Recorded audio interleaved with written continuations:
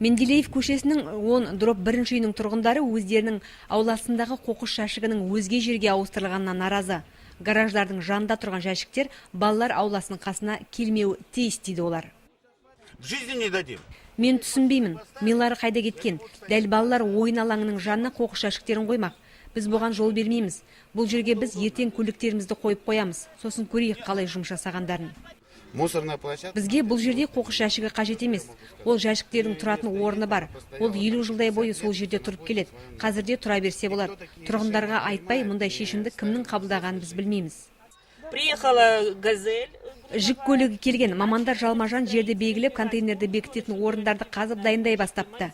Енді қоқыстарды мына жерге ауыстырмақшы. Мұны көрген біздің үйдің бір тұрғыны барлығын жинап, оларға кедергі жасамақ болыпты. Бұл санитарлық нормаларға сай келмейді дейді.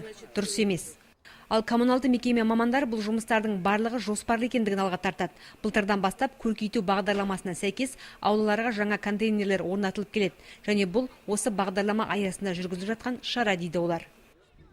Если жители не хотят, пожалуйста. Егер де тұрғындар жаңа контейнерлерді қаламаса, онда қоймаймыз. Қала бюджетінен бөлінетін бұл мүмкіндікті тұрғындар алғысы келмесе, оған тілек білдірушілер көп.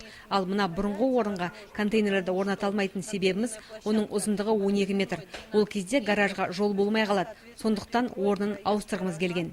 Мамандар мына орынға құны 700 мың теңгедей тұратын бетонмен қапталған, төрт жағынан қоршалған жәшіктерді қойғысы келген. Алайда бұған тұрғындар қарсы. Ендеше бұл жәшіктер өзге аулаға қойылмақ. Жалпы өткен жылы мамандар қаладағы үйлердің ауласына 9-ға тарта осындай қоқыс жәшіктерін орнатқан болса, биылғы жылы 26 жәшікті орнату көзделіп отыр.